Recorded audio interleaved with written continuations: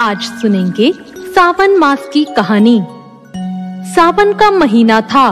भगवान भोलेनाथ और माता पार्वती कैलाश पर्वत पर बैठकर सबको पृथ्वी पर देख रहे थे। कोई शिवलिंग पर जल चढ़ा रहा था, कोई दूध चढ़ा रहा था और कोई बहुत दूर से गंगा जल लाकर चढ़ा रहा था। उन सबको ऐसा करता देखकर माता पार्वती ने भगवान भोलेनाथ से कहा, ये सब जो आपको इतना कुछ अर्पित कर रहे हैं, इनसे इन्हें क्या फल मिलेगा? इस पर भगवान भोलेनाथ ने कहा, जो लोग मुझे सावन मास में जल अर्पित कराते हैं, उन्हें स्वर्ग की प्राप्ति होती है। इस पर माता पार्वती ने हैरानी से कहा, क्या भगवान ऐसा होता है? तो इसका मतलब ये लाखों करोड़ों लोग जो आपको सावन में जल अर्पित कर रहे हैं, क्या वो सभी स्वर्ग प्राप्त करेंगे?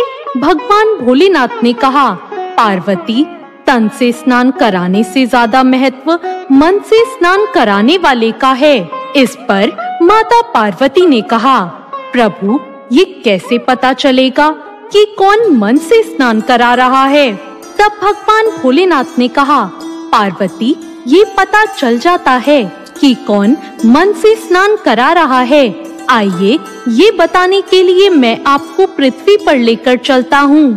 तब भगवान भोलेनाथ ने खुद को एक कुरूप कुष्ठ रोगी बना लिया और माता पार्वती को एक सुंदर साधारण स्त्री का रूप दे दिया।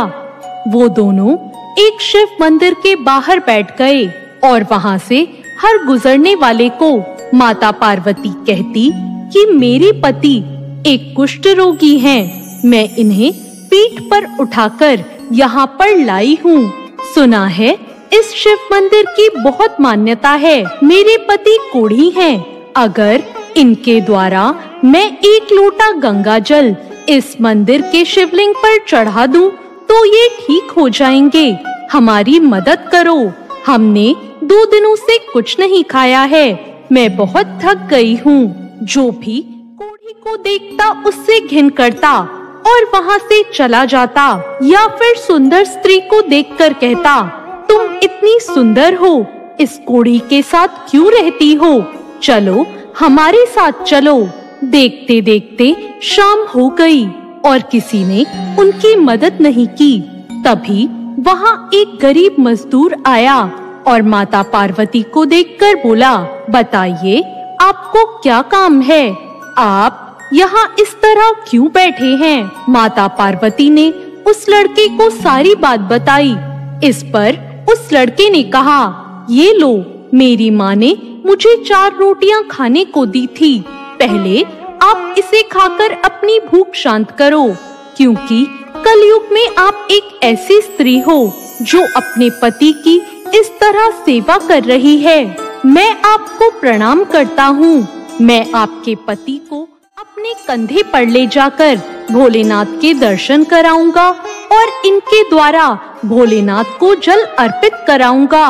तब उस लड़के ने कुष्ठ रोगी के रूप में आए भगवान भोलेनाथ को अपने कंधे पर उठाया और भगवान शिव के दर्शन कराए और शिवलिंग पर जल अर्पित करवाया।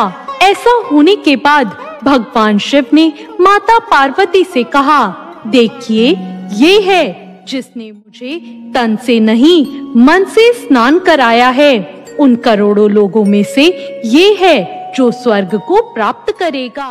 तभी तो कहते हैं, जो मन को मैला करे और तन को धोए, वो फूल झाड़े और कांटे बोए। तो ये थी आज की कहानी।